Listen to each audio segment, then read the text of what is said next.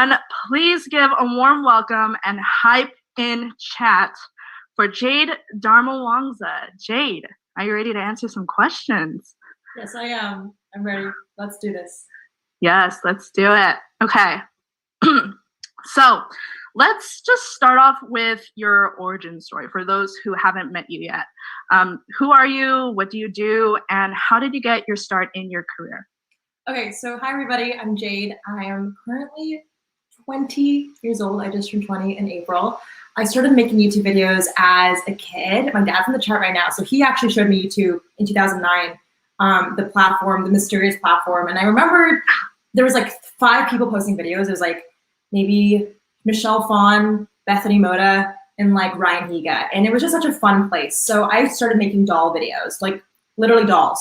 I was like a kid, okay? So anyways, so it was really fun. And then I would sell my dolls on Amazon and eBay. Like I didn't realize what I was doing was early stages of content marketing, but I love making videos. I just love storytelling. I love watching videos and I love just selling the products. Because at the time I was saving up for a DSLR camera and actually saving up for an Adobe subscription. I was like trying to get that coin. My dad was like, I'm not gonna give you money, go make it yourself.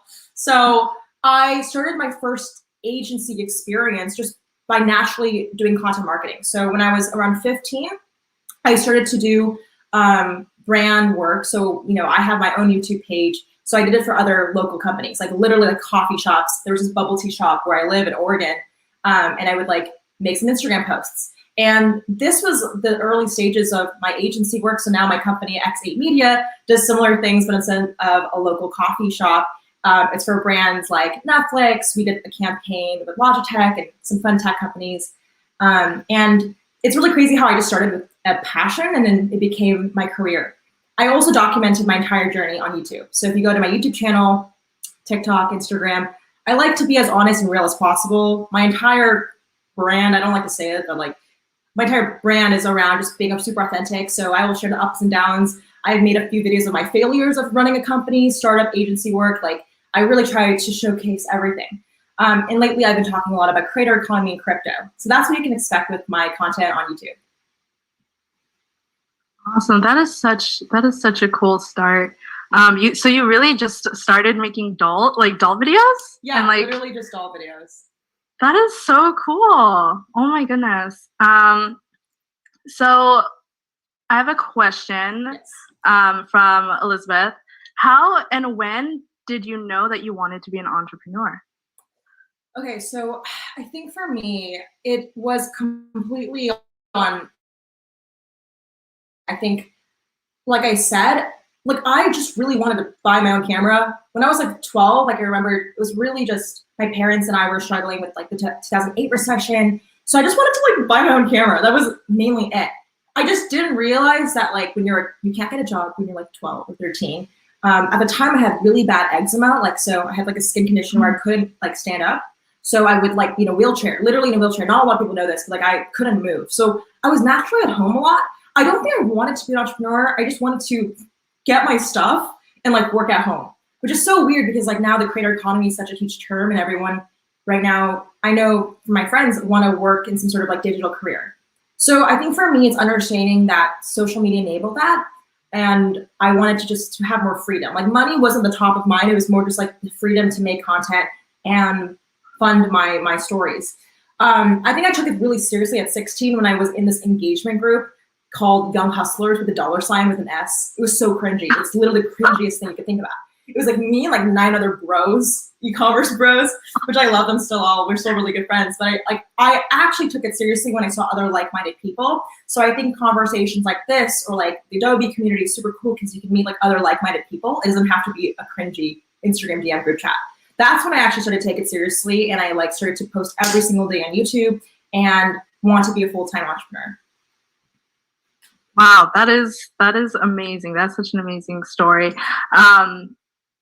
Still on the topic of like, just starting out, I have Jenny in the chat who's asking, what is the best advice to give someone who's just starting their YouTube channel or even like their content platforms? Yeah, if you're just starting to make YouTube videos or TikToks or shorts, whatever, there's so many mediums now. I know. So many. There's so many. I think for me, it's like there's a lot of advice you get. Like I think the number one thing people do is like they search up how to grow a YouTube channel, and that's fine. Like my videos do pop up, so if you found me through there, welcome. Honestly, I think it's irrelevant though. Like I think it's super irrelevant to know how to grow and more how to start. I think a lot of people have an issue with like the confidence of being on camera, learning how to edit videos. Like it's not easy to learn Premiere Pro. Like I was on iMovie for the longest time and I gradually learned. Like you have to learn the skill sets. So I think if you're just starting, make 100 videos. It doesn't have to be good. And if it's too much work, try to make YouTube shorts or shorter videos. Like it doesn't have to be 10-minute films. I think a lot of people overcomplicate the process of growing a YouTube channel by like learning too fast about like all the technicalities like thumbnails, SEO, which are still super important. It's just irrelevant if you're first starting. So if you haven't made 100 videos, just make 100 videos. Now, if you're at a point where you've made a lot of content, I do think it's really important to do something called the remix strategy, which I do all the time. You basically just take a trend already existing and add your spin on it. Like for the best example I have of this is if you see a big trend on TikTok or YouTube Shorts or something, and it's this audio of someone, you know, showcasing their top 5 hobbies, you can do something similar and stitch that audio. I think the other option you have is literally, you know, taking your top 10 creators and looking at their most top 10 popular videos and just recreating it. So there's 2 ways you can go about it. You can like remix an actual audio from TikTok or Instagram, your YouTube Shorts, or you can just take a list of people you like and their top performing videos because you know you can kind of harness an audience and there's already like traction there. But like I said, most people actually aren't in the first boat. I think a lot of people forget that you have to like learn how to get comfortable, and that's through repetition. And if you care too much about the end result, it's gonna really mess with your mind.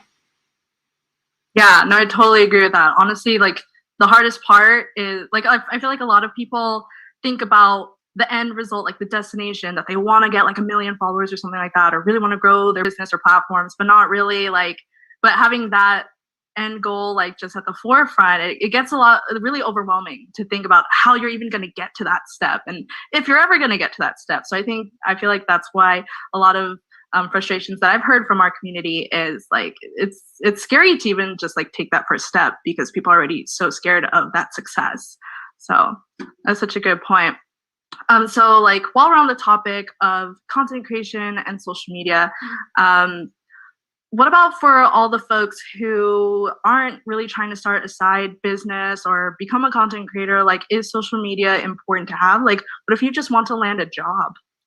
Yeah, I think that like I always have this mindset of you can be a creator or you can work in the creator economy. So I think that like the answer is yes. Like I think social media is just so prevalent in any career. I don't know if Tava's here, my friend Tava, he's like my videographer, but I was just yesterday helping him. He's applying for a job at this company that does film and like production in Hollywood. And on his cover letter, because it's a job for production, he was adding because he shot for me. He was adding experience of like I know how to shoot horizontally for film, but also vertically for social media. And I've seen experience like that. Like it's so helpful, especially if you're going into a digital career or working for another creator or a creator-like company. It's very important. And that cover letter was very emphasized on social media.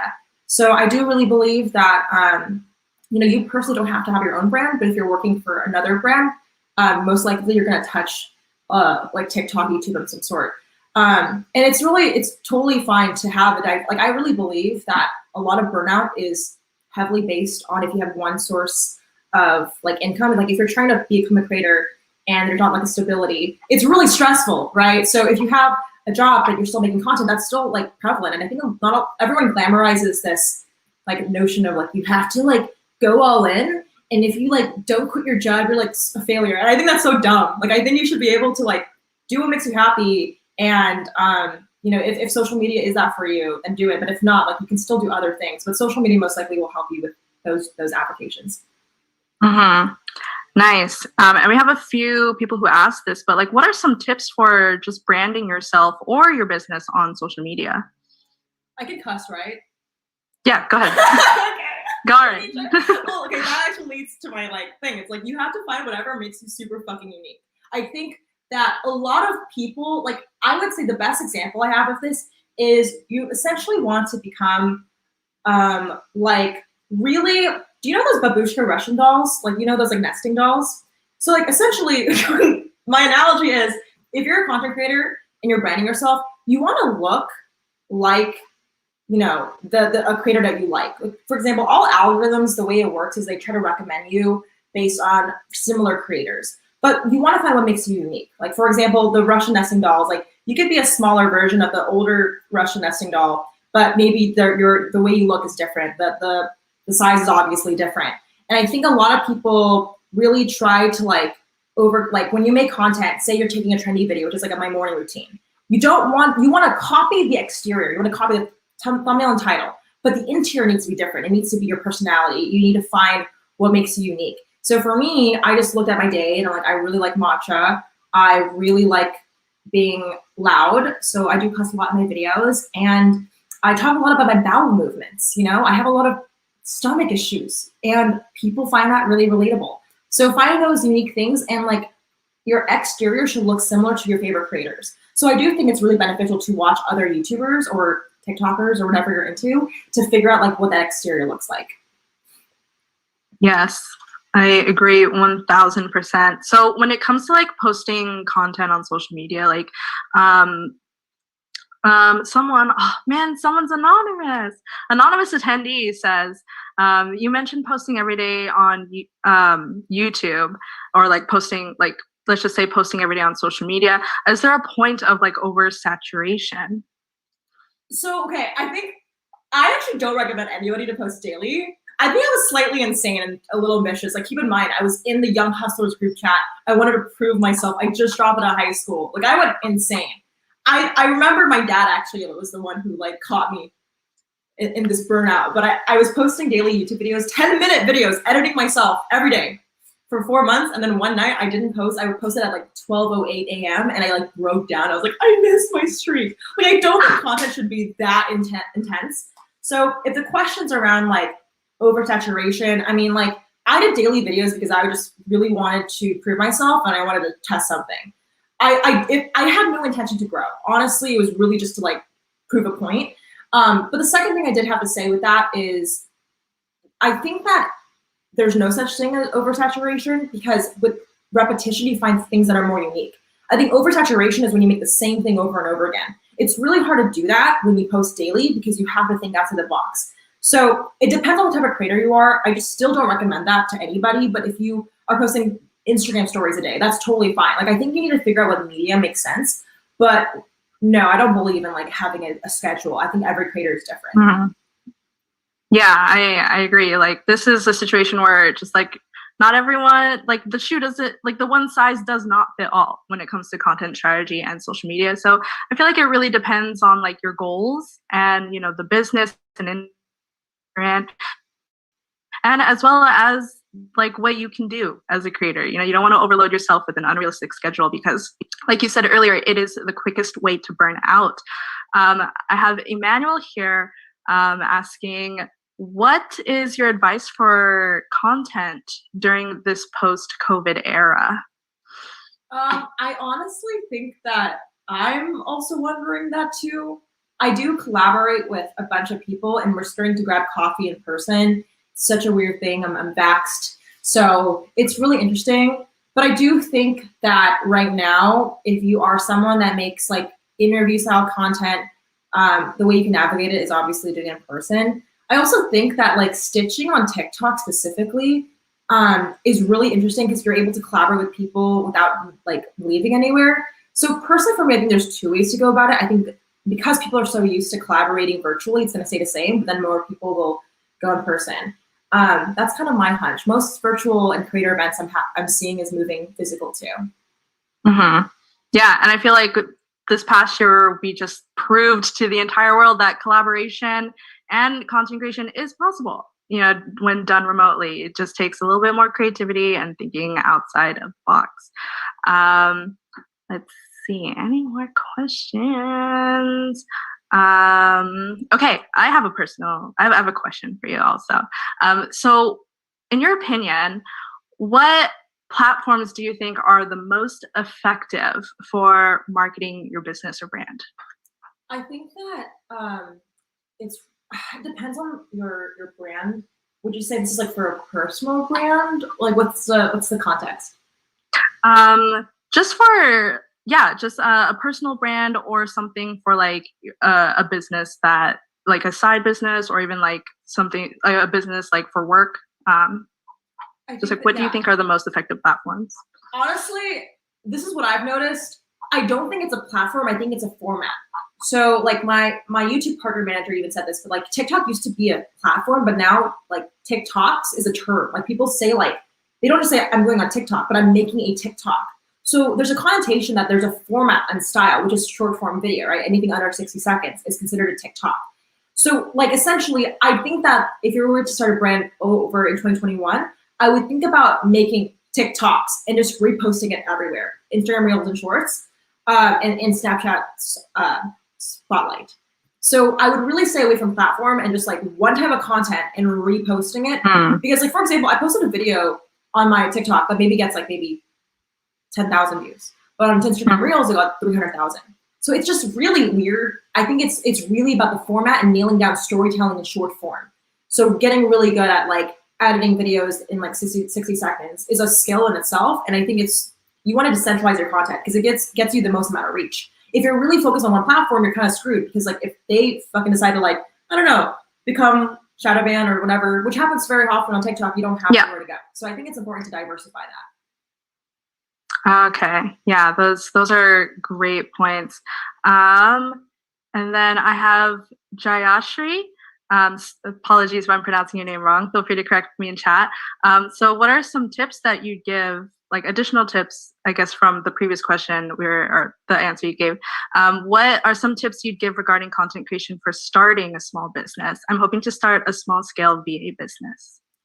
I would say it depends if you want to be the face of your brand. If you don't, I'm going to give this advice, which is like partnering with other creators and influencers.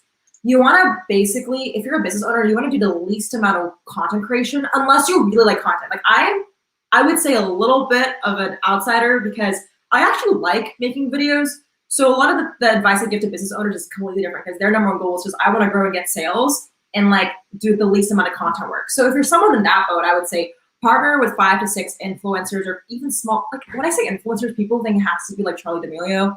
I'm talking about like 5 people in high school that like your t-shirt. I'm not even joking. I think I live in a town where people thought like selling products online was weird. I was a weird kid.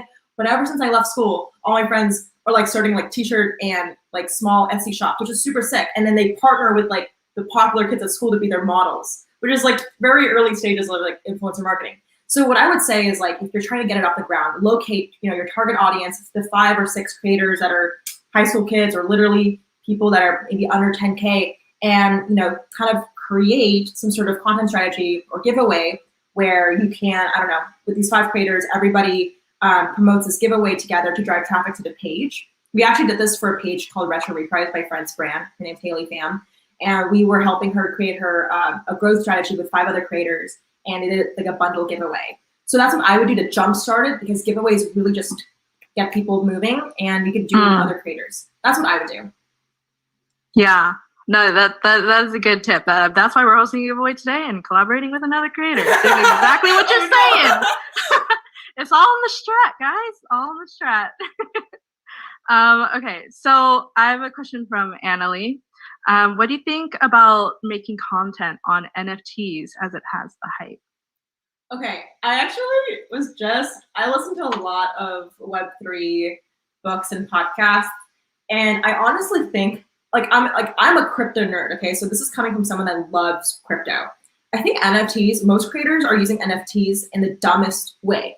Like posting a link to a PNG file and like selling it for 5 to 10 ETH is something really just for like people, and it's not scalable. It's really just through the hype, right? So if you're a creator without an audience, I don't want to I always say that NFT should not be this glamorized way of making money instantly and making millions of dollars, because that's like people and all those other creators that sell like lots of NFTs are, I would say, riding luck and hype, and even they can say that. So I think the future of NFTs is a start of a conversation. So for example, if you're using an NFT to, for example, find your top 100 fans, right? Because on the blockchain, for those who don't know what NFT is, it stands for non-fungible token. It's kind of like a digital signature on the blockchain. So imagine instead of you pay it with US dollars, you pay with Ethereum or Bitcoin, well, Ethereum mostly. So, because it's a public database of like people buying, because you can see it, like the list of people bidding on this NFT. Imagine that's a great way to like see your top 100 fans if you're a creator, right? Like, previously, if you are a content creator, you maybe launch your product to a swipe up Instagram story, right? Hey guys, buy this product. But what if you can launch an NFT and you say, top 100 bidders or whatever, get access to this group chat where you guys can help build my next YouTube video or vote on certain things. So I think NFT should be used as a conversation starter utility that so happens to have a PNG attachment. If this is complicated, I would look into and I have a video on my YouTube channel a little bit about like Logan Paul's NFT. But yeah, for the most part, most creators are doing it in the most dumb way, but they're banking out on it because it's so new. Those are great points. Oh my goodness, so many questions just came up about the creator economy. Awesome.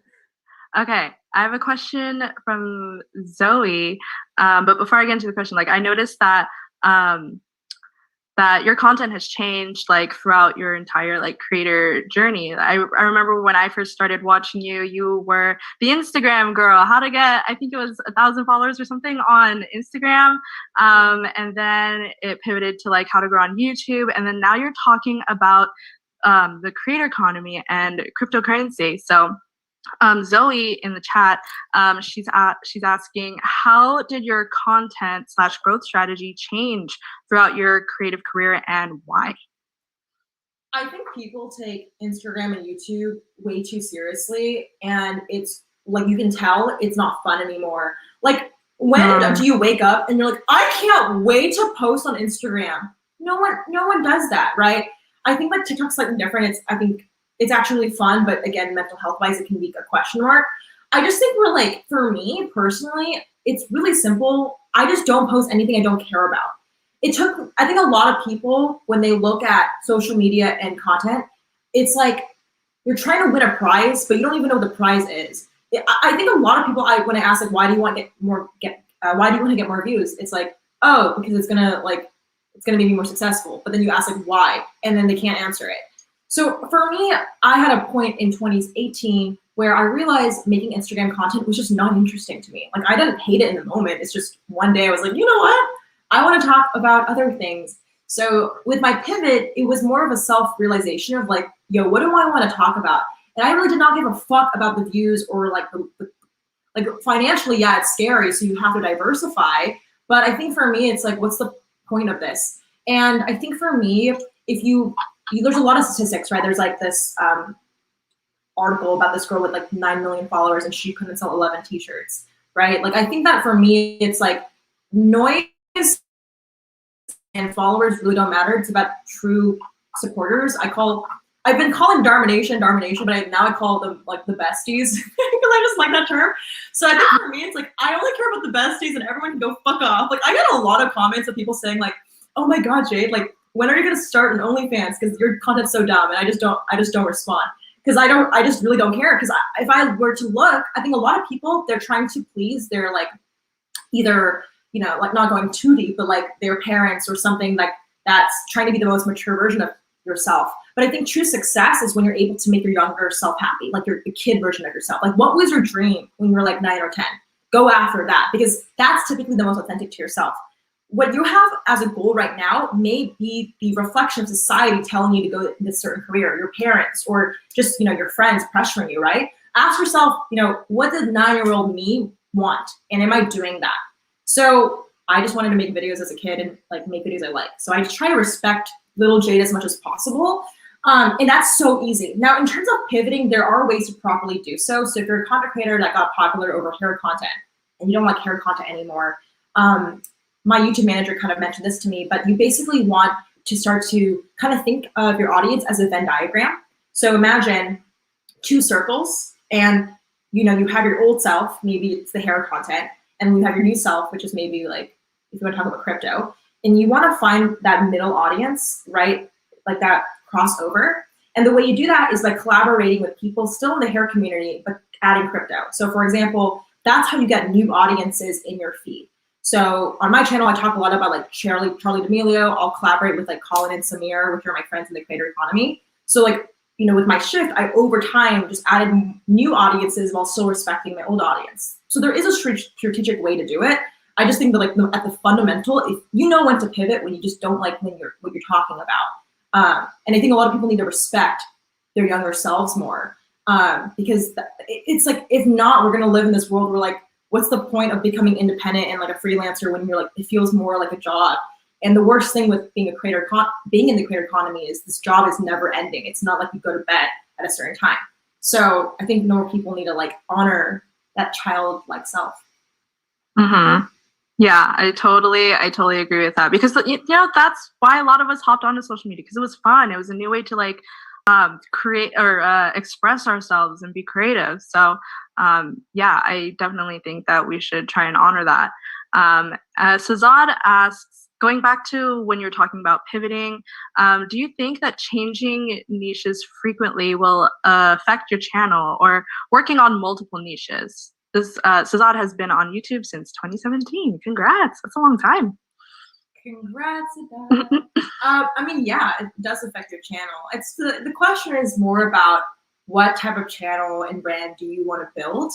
I think that there's two types of creators. I'm gonna put, who are my friends that do a really good job?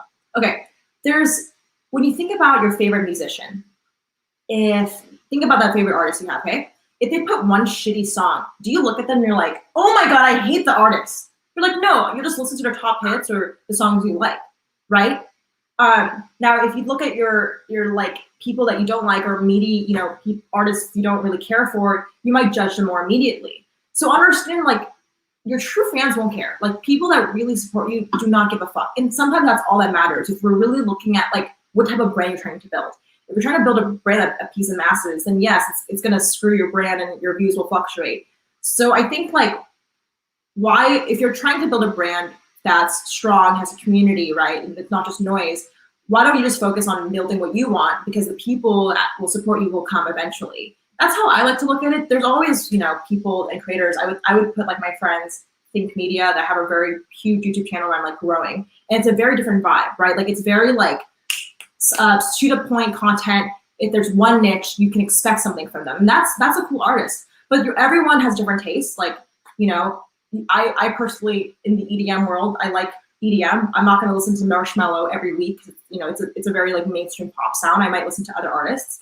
So, I mean, I think like the true fans will support you. That's what I'm going to say. And yes, it will mess with your brand, but I think the question is like, what type of brand do you want to build? Do you want to build a brand to please people, or build a brand that makes you happy and has a strong community? Those are some inspiring words, Jade. That was a mic drop right there. Oh my goodness. Beautifully said. Oh gosh. And I guess with that, we'll switch it up a little bit and talk a little bit about entrepreneurship. So I have a question from Eli Samba. This is from Discord.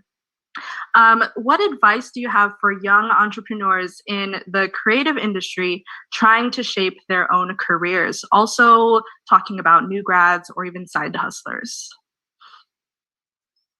Okay, so I would say, first of all, I think I realized this personally after like looking at my comments and seeing people saying like, like I'm 22 and like I don't know what to do. And like, honestly, I feel the same way. Like, although I have this like, I don't know, you didn't see my Air Maxes because they didn't work, but like I have this very put together jig with the Air Max. Like, I have my whole brand. Like, I actually don't know what the fuck I'm doing half the time. I don't think Elon Musk knows what he's doing half the time. And I think it's really important to first normalize not knowing what you're exactly doing, because the minute if the minute you know everything, you stop growing. So I think we need to normalize, like, especially when I talk to my friends that are graduating, it's like this very big pressure to get it all at once. And I think that like what we do collectively is first talk about it with your close friends. It's okay to tell people you don't know everything. And the second thing is just like saying like, this is totally normal.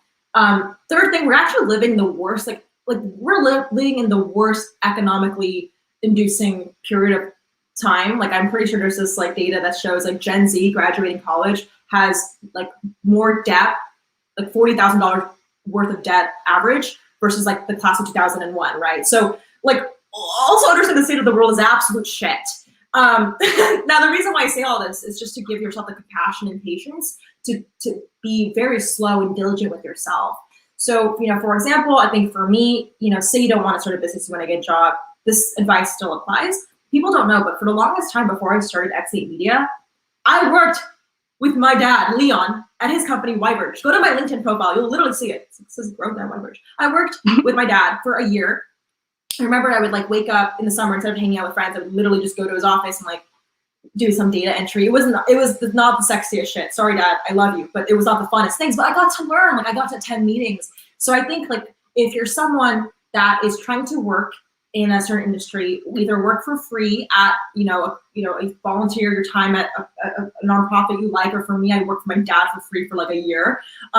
I would just really get experience earlier on. I would not wait till you graduate. I would just do it as soon as possible, because that's what really help build your resume. Like I maybe 2 days ago I couldn't speak on this, but like my friend Tava, like I mentioned, he is applying for a new career he's never like applied for. It's for this project coordinator position at this huge Hollywood production company, right? But he did 5 years of shooting for other YouTubers, shooting for me, and working at an internship, and he's applying for this job and putting that all together. So know that your journey as a new grad or someone that's just starting a business is not linear. Like you're not gonna go from like graduate, apply, and it's gonna be perfect. In starting a business is the same way. Like you're not gonna go from going from school to like starting a startup and like raising a shit ton of money. Like you're gonna go from wrong to less wrong. And it's really important to give yourself that time and space. So get internships, get experience as fast as possible. And then over time, things will piece together and you will land that dream job and dream career. And like right now, like my friend Tava has like 5 recommendations from me and like his other people he's worked with for this certain job that he already has an intro to from HR. So like you will increase your chances by collaborating with people and getting experience early. Yes. Oh my gosh. So much great advice. We have Ed Mass in the chat. He said student organizations and leadership in high school and college is highly valuable experience. Super agree with you right there. Oh my gosh. Yes. Anything that you, everyone who's in chat in Jade's channel or in the Zoom, wherever you are tuning in from, yeah, like experience is experience no matter what. If it was in high school, in college, or at an internship, or your very first job that might not necessarily have been your dream job, utilize every experience that you've got. So my next question comes from Piper Brantley. She is in the chat. Could you talk more about the beginnings of your company, struggles, finding new clients, the first few steps, etc.? Totally. So if anybody wants to start an agency, I'll kind of give you guys I've never said this before, so I'll give you like my roadmap. It was extremely chaotic. If I could draw it, it's not a line, it's like scribbles. So what happened was when I was 16, like I told you, for like a few years prior, from 9 to 16, I was making videos and selling dolls. So I knew the idea around like getting an audience for a product. So I searched on YouTube. I think I don't know what happened, but somebody had the agency at like 17 in London, and I was like, oh my God, I want to be like him. So I think I did buy his course, which, okay, there's some beef around that because long story short, he used my testimonial asking him. Anyways, but I did like learn from other people that I got inspired by, like Gary Vaynerchuk was definitely one of them. So once I learned from these people, like how to basically do what I'm doing for free, which is like making videos around products for other brands, I wanted to put into action. So on this course in the videos I was watching, I was talking about cold calling. So your girl literally cold called random bubble tea shops. I wish my dad could pull up the photo of me like literally getting dropped off from like my sophomore year of like high school lunch to like quickly run to a coffee shop to pitch a brand. Like this is real life. I wish I had the photo. But I remember like I couldn't drive at the time. I think my mom had to pick me up, drop me off at the bubble tea shop, and I like pitch my services. I'd be like, hi, I charge $500 for running your Instagram for a month. And then they were like, no. And I was like, okay, how about for free? And I'm like, okay. So like I would just shoot my shots and like see what what landed. So from $20, I ended up landing it actually not for free. It was like a couple $100. But I think I just didn't know my value at the time, but I just kept like increasing my rates from a bubble tea shop. The next thing was a kombucha brand, a local LA kombucha brand. And then I went from $500 to like 2,000. And then from 2,000, it kept doubling to 5,000. And then from there, just kept tripling and 5Xing. But I think I just got a lot of awkward no's, and some people don't want to deal with that. It's really uncomfortable. But if you sit with your emotions, all emotions are like clouds. They're not forever. They will over time pass away, but you just have to sit in that awkwardness. So I don't know, I think at 16, I learned the power of just like sitting in awkward silence and, you know, just shooting my shots. That's the biggest failure I had, honestly, was probably like letting myself get to me. Like, I'm not going to say I was a super confident person. Like, I definitely started over my words, and like some points I didn't show up to meetings because I was really scared. I remember I would call like 100 small businesses, and after getting rejected, like left after like right, I just sat in my bed face down and like screamed into my pillow, you know? So I think that like those moments were very, very real. That was when I was, you know, first dropping out of high school. Obviously there's other issues when you move out of your own home and like start paying your own bills. When I moved to LA, I remember like I was paying a solid like $800 a month, like for like a portion of a bedroom in a USC dorm. Like, it was so random. And like I remembered like it was just really stressful to like pay my own bills and like move out for the first time at 17 to LA and like learning how to drive. I got like so many parking tickets. So I think like for me it was like really balancing my finances and like making sure I could pay my rent every month. So that was a learning curve. I would say that nothing's truly a failure. You just always learn. Like, oh fuck, rent costs this much. Shoot, I didn't know that. But next month maybe I'll charge more and, you know, pay it off. So like that was a lot of my 17 to 18 year mark. And it was super tough, but like it's not a failure because you learn over time. And now I have a very, you know, my dad especially helped me kind of think about like diversifying income and my like investment strategy. So I'm a little bit more experienced, but I don't think I'd be able to be here if I wasn't so bad at finances like 5 years ago or 4 years ago. Oh my gosh, that is so crazy. Everyone in chat saying like that hustle though. Ashley Wynn gave you some clap emojis. That hustle though. Oh my goodness. Yeah. Oh my gosh. And everyone's testing chat. Okay. Is chat broken? What's going on? What's going on? I got too much awesomeness happening right now with Jade's story. Oh, Therese says impressive stuff. Yes. Okay, so while we're on the topic of like, you know, you talked about how you were over time like raising your rates and stuff as you work with more and more clients and that was kind of like the start of like building your agency or your marketing firm. I have Liz T also in chat asking, or Liz, she says, I've done a lot of research to start a few business ideas, yet I can't manage to motivate myself on times to start because I'm scared of something making me lose money before even getting income. So how do you let go of scary thoughts like that and just start? Okay, I love this question. I think I'm gonna steal this from Gary Vee. Okay. If you're scared of something or you're lazy or you feel like you're not productive, it's most likely because you're bored and the thing that you're doing is boring to you. Think about the last time you spent money on a concert ticket.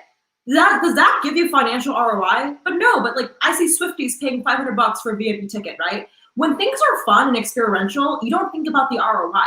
And that's how you have to think about starting any business. It needs to be fun. And it's not always gonna be that way, but you need to start at least making it easier for yourself. I'm gonna say this. So I have two different hats, and I hope this is helpful because I even told my dad this advice and he really likes it. So I have two different characters, okay? I have business Jade that makes that bread, pays her team on time, and takes care of her friends and family. But then I have this little experimental Jade, and this little experimental Jade works on projects for fun, like my startup Create, where we help creators navigate Web3 and launch crypto projects. If I use business Jade on this new child Create, I don't think I could even start because it would intimidate me to like have to make money immediately. And this might like growing a company and scaling is a different mindset than starting something new and scary, and like, that might not work. So I had to like make myself really believe that this Create startup I'm working on is for fun. I might not make any money, but it's gonna give me as much joy as getting Taylor Swift concert tickets. And I don't mind losing money. I noticed the question you mentioned is like, I don't want to lose money. Like, you're gonna have to lose money because it's a risk, right? If it's fully thought out, then you probably shouldn't start a business because the point of a business or entrepreneurship is risk. I literally today, something that helps me is every day if I work on Create, I write down, instead of like my normal business or work to-do list at my agency X8, which is more, I would say, meticulous, and I have to think more logically on making money. But for anything Create, I literally write down, today is my Create day. And I write it this way versus saying like I have a to-do list. I say this is my Create day because it makes me feel like this is for fun. And I'm almost in a way like, this is my weekend, okay? So stop thinking about a business, if you're starting one or a YouTube channel, as it has to make money immediately. Think about it as you're trying to have a fun experience, trying something new. And it's just the same way as if you buy new concert tickets. Awesome. Oh my gosh, such good points. Oh, in the chat, we have Terrell saying, you guys are so full of energy. I love it. Haha, good vibes. So many good vibes in chat. Elizabeth said, loves this energy. Nick is hyped up. What up, Nick? Trey saying this energy is great. A bunch of clap emojis. Oh my gosh, amazing. Okay, so I have Rev ECL, who's in your YouTube chat right now, and they ask, if you have 2 ideas for a small business, like how would you choose which one would be better to start off with? This is a really, really good question. I would say let's do it together. I wish I had my pen with me, but I actually do this a lot because I'm someone that is full of ideas and can't do any of them. So what I would do is, do you like my self-portrait, Katrina? Oh my gosh, it's so cute. I get so bored doing Zoom calls, as you can tell. Okay, so when you start a business and there's 2 ideas, there's 2 things. You want to think about what's going to be, the moolah, the money, y-axis, okay, this is a money sign, I don't know if you can see it, and then risk, which is essentially how much it's going to fail. So, what I would say, like, in terms of like, if you're trying to have the highest chances of making it successful and lowest risk, that's the business I would go for.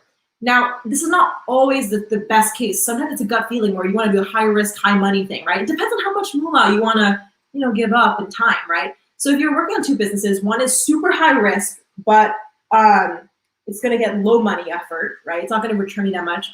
But the other idea, maybe it's a little more boring, but it has more return, and that's what you want at that time. I would go for that business. But if you're looking for something for fun, like just disregard it. Like go with your gut feeling. What sounds more fun? Who do I get to work with? I think there's such a big power in having a co-founder. Bring someone else in. Which company can I feel the most collaborative in? Maybe some industries are way too siloed. Like I think like some industries like coaching one-on-one can be very individual, like a lot of YouTube is very individual, but if you're working on like a cooking app, you have to work with different developers or something. So I think the best way, I've done this before, is make a graph chart, high risk and high like profitable, and then weigh your choices to see which one's best for you. I love that. Definitely just weighing your options and really laying it all out in front of you, like the risks, the rewards, and then ultimately it's up to you to decide whether one idea is better or more intriguing for you to do and you feel more comfortable executing than the other. So great advice, Jade. I have Desi in the chat asking, it's not really a question. Okay, I guess saying, would love for you to speak about balancing content creation, editing, back-end work, your business, etc. I have a hard time filling all the roles and tactics needed to be successful, but also build awareness. Thank you. Totally. I hate this answer because I feel like every YouTuber and their dogs have this answer, but time blocking really does work. So as someone that runs X8 Media and makes their own content at the same time as working on Create, which is my crypto incubator, I have to like literally, I wear different outfits. I know this is really weird, but hang on with me, okay? So for each thing, I change my outfit and I go to a different location. So for X8 Media, I'll work on my desk and I'll wear jeans and a t-shirt because it's like the most like, or jeans and like some sort of sweater. And then for my content, I will like do my makeup and wear a different outfit and film, so I'm standing up. And that's a different time block, so that's like after lunch. And then for my crypto stuff, I will go to a coffee shop so I can have new ideas. So that's what I do. I think a lot of people time block, which time blocking is you put all the tasks in one consolidated hour or 2-hour block, and you have to get it all done in that 2-hour block. If not, you just wait till tomorrow, the next day. But I think the thing that people don't do is like switch up your location. I would sometimes work on the floor, like the hardwood floor, literally just like, because it helps my mind take the tasks away. Because when you go from different contexts, especially if you're editing a video and then you have to like script something, your brain doesn't like, there's a statistic, someone pull it up. I'm not gonna pull it up because I don't know the actual data, but it's like, that's why you don't sleep in your bed and work in your bed. People say if you do that, then you're a rebel. But you know, your mind can't process different tasks with locations. You have to switch it up. So I go to a different coffee shop every other day if I'm doing something new, and I will literally work on the floor. I know this is weird. I also work in the dark. Working in the dark and changing your lighting, whether it's an LED light, helps too. So I have these weird things I do. Oh my gosh. Yeah. When you said the whole, like, that's why you shouldn't work from your bed. Okay. I'm a little guilty of that. But, I feel a little called out, but it's okay. I feel like a lot of us can definitely relate. And I didn't even think about like switching locations and like outfits. It's so genius. And everyone is loving that you said time blocking, that it works. Someone said, oh, Nick says they light candles when they're working in the dark. Yes. Yes, that's good. Oh my gosh, love it. Jayashri says yes to time blocking and switching locations. Ashley said time blocking is key. Yes, agree. Oh, I see a question from Luis. Lewis, sorry if I'm not pronouncing your name right. Feel free to correct me. Do you have any advice for not comparing yourself to other people or even other people's success? All right. So I'm gonna be one-to-one real with the besties. So I struggle with this very hard. I think that, you know, also by the way, for anyone that's like, I know this is finals week for a lot of my friends, so like, thank you guys for joining in on especially such a crazy week. Some people are finishing today, some people are finishing Friday, so thank you so much. I think this is actually one of the most important questions. So I would listen up. So the number one thing I have to say is like, I came from a place where I went to very, very like aggressive AP. Like my friends are like insanely smart. And even before YouTube, comparing myself to grades or my GPA is something that I struggled with. I remember crying after my 7th grade science test. I got a B- because all my friends got like an A+. That's the most Asian shit I've ever heard, but like, this is real things, okay? So I know how it feels. Now, in the content space, it's worse because not only do you have to see your friend's grade maybe like on paper, but like on social media, because that's how we entertain ourselves too. It's like this weird thing where like, you're kind of like entertaining yourself and still comparing yourself. So the issue is it no longer leaves a school bubble, right? Whereas if you leave school, you're like, okay, whatever, I'll just like forget about it. But now social media, it's like never ending. Like whether it's view count or someone shows that they're having a baby shower, you're like, what the heck, I wasn't invited to it. So I think the first thing that really helped me with jealousy and comparing myself with social media is asking myself this question, which is, would I switch lives with this person I'm jealous with completely? And most often than not, you're like, no, like I actually like my life. Like I like my family, I like my friends. Like I probably wouldn't switch my life.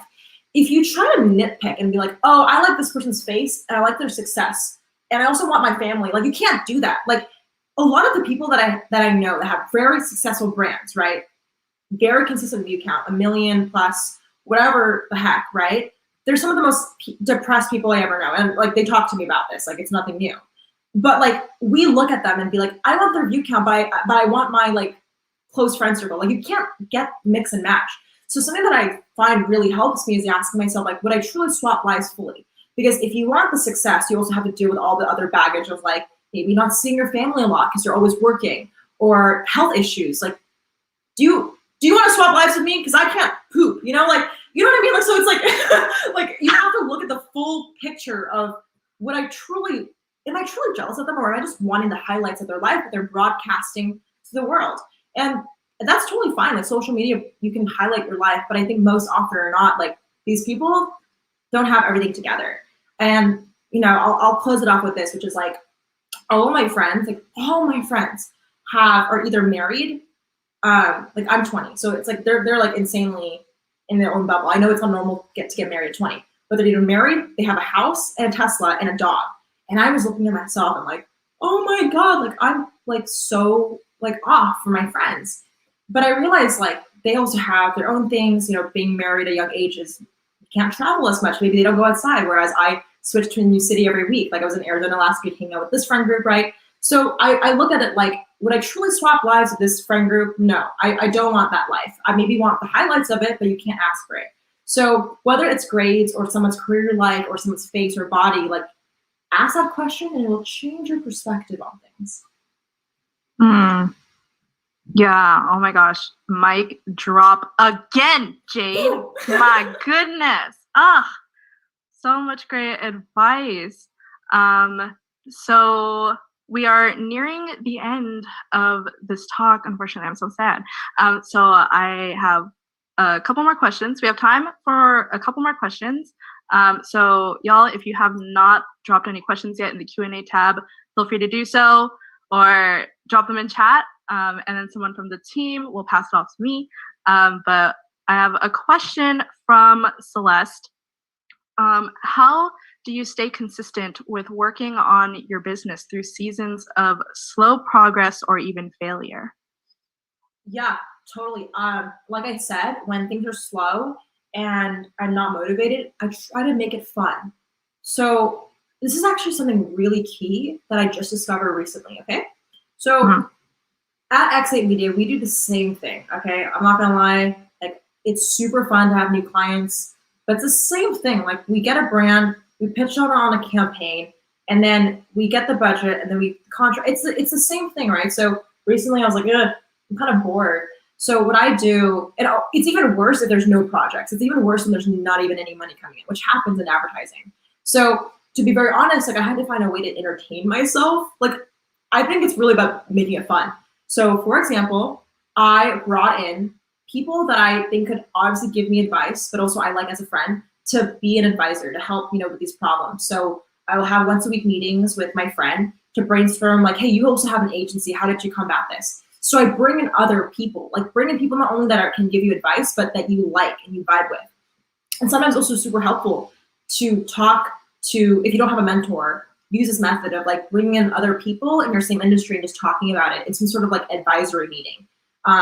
Like even if it's like my Young Hustlers group chat is the cringiest version, but like make something like that for yourself. Because I find that when you talk to people about your problems and making it slow, it's really fun because you're actually able to get outside your head. The next thing I'd say is like, it's totally fine to take a break.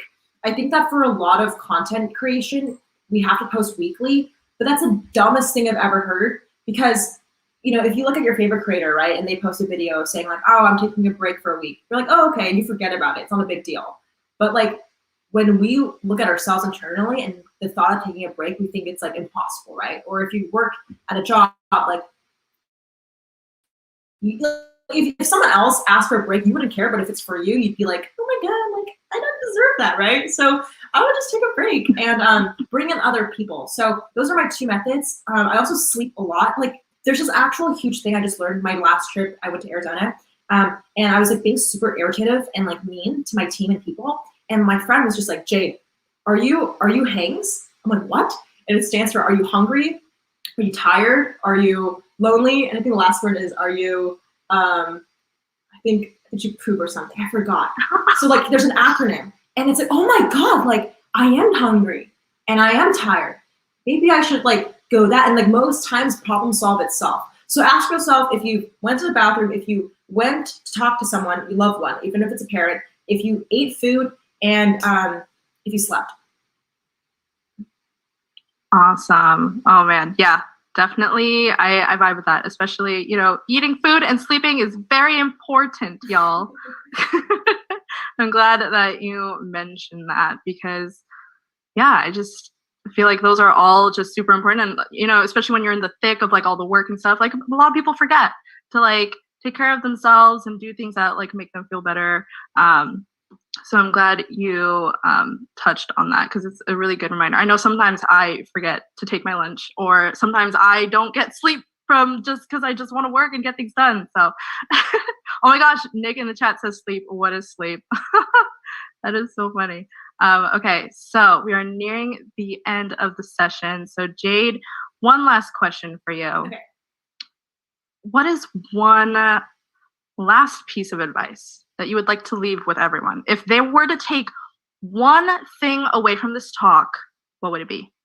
If you were to take away one thing from this talk, I think I would actually really stand by my last statement of like the 4 basic things. But just to add on to that, I really think that when you're stuck, it's really important to do one of the 2 things, okay?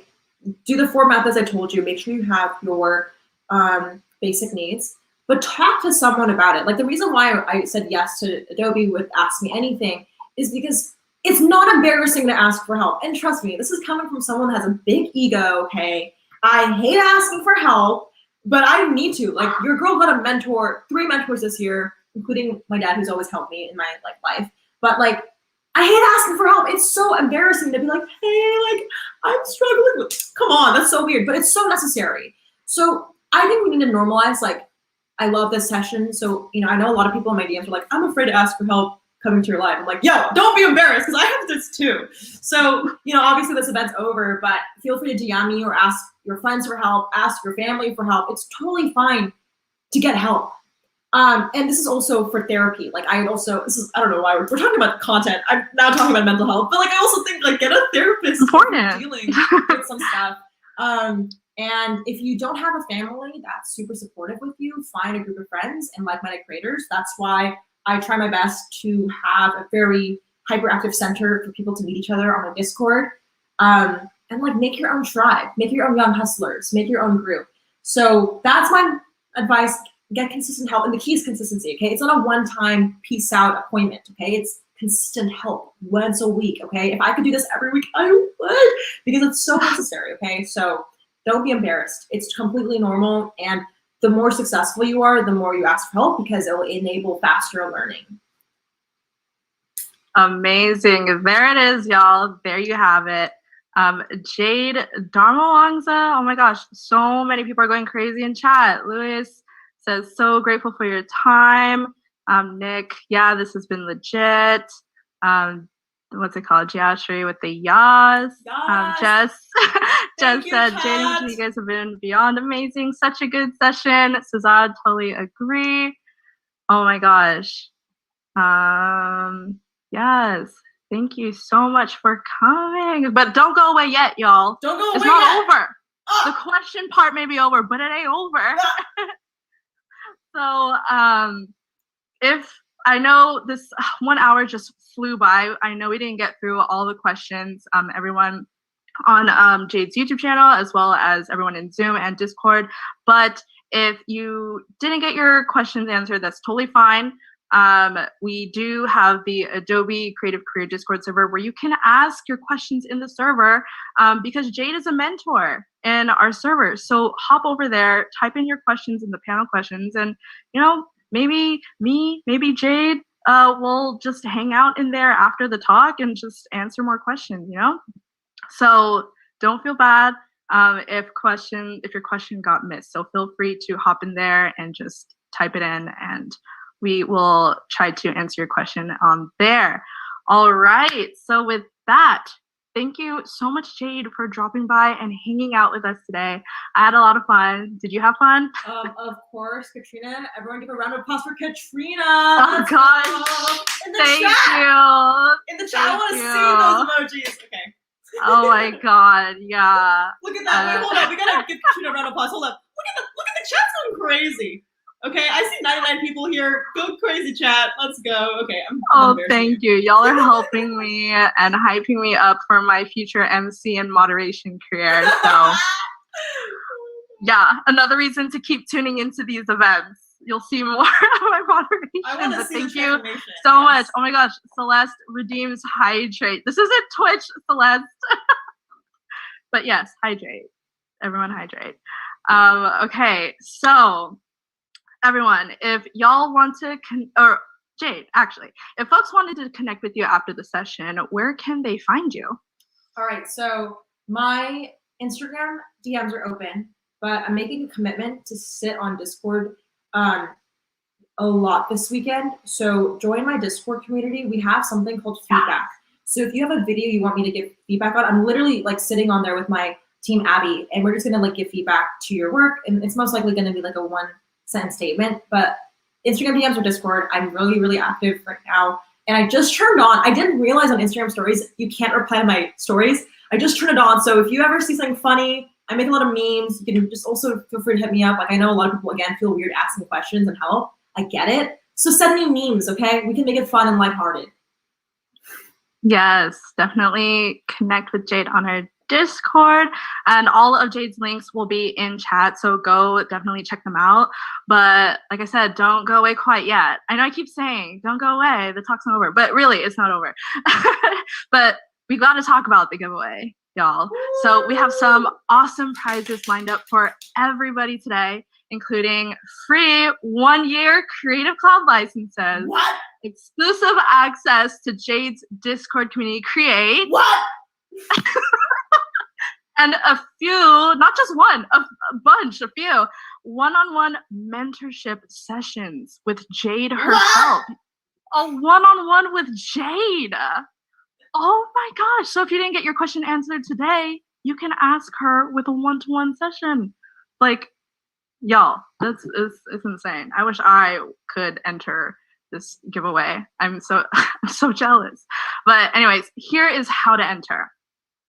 First thing you got to do, hop into the Adobe Creative Career Discord server, as we've mentioned, and using Adobe Spark, create some sort of social graphic about anything. It can be about you, it can be about the event, or anything really that you think will catch Jade's or the Adobe team's attention.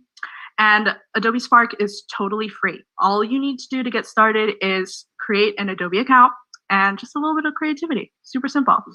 And then post your graphic in the Adobe Discord server under the giveaway channel for this event it's called Jade-Challenge. Super easy to find. It's on the left-hand side. Just post your graphic on there. And that's it. And as a bonus, everyone who enters will receive free Create tokens from Jade's Create Discord community to spend on exclusive content and events. So would you like to talk a little bit more about this, Jade? Yes. Okay. So for everyone who's like, wait, Jade, you're into crypto? Yes, it's a new thing, okay? I'm always rebranding every 3 months. So, Katrina, this is super exciting. Seriously, like I was telling my Instagram this, but I would highly recommend to download Spark, join this giveaway. The benefits, I would do it for the Creative Cloud subscription for a year, okay? So, super exciting. So in terms of the tokens, so not only are you getting the Adobe 1-year access, but the mentorship, but the tokens are something new that we're releasing. So essentially, we're going to be gifting, rewarding you guys that enter tokens. Now, it's kind of like, you know, Dogecoin. Everyone knows what Dogecoin is, right? So with Dogecoin, right, you can basically do nothing with it. You can hold it and there's some financial value to it, right? With Create tokens, we're trying to add utility to these tokens. So currently in our ecosystem, right, in my community, we have 3 things that we do that you can buy with US dollars. You can buy my consulting. So that's typically the one-on-one hour time with me to look at your channel. We have events. So these are like our $100 passes to like our conferences that we have typically in LA. And we also have audits. So, you know, getting, you know, more follow-ups from me or my team on your YouTube channel. But imagine instead of we take out the dollar, the fiat, we replace it with these tokens. So essentially it's just, we're giving you, instead of money, we're giving you access with these tokens. And in the future, these benefits will be kind of redeemed with more items. So I'm not gonna complicate it too much because I don't want to go into a crypto spiel, but imagine Dogecoin, but creator economy theme. But you can actually use this to your benefit. And my vision with these tokens is if you're a creator and you have a business, you can enable your company to accept Create coins too. And we'll talk about this more, but we're really trying to build a currency around a community that really values content creation and becoming a storyteller. So that's on its little bit. So there's actually utility to it, and it's coming soon this year, TBD. And we'll give you guys the first access. That is so exciting. And someone wanted to, what's it called? Someone had a few questions about the giveaways, and I totally forgot my other one job to share my screen. Here y'all go. This is the the thank you slide I forgot to put up, but it has the details on how to enter the giveaways. You just join discord.gg/ACC. That is the Adobe Creative Career Discord.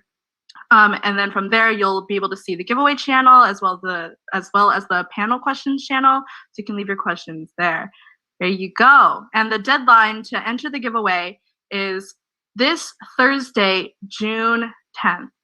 Lewis, do you need to make videos or pictures? Anything you want, as long as you use Adobe Spark. Wait, Katrina, question for you. Yes.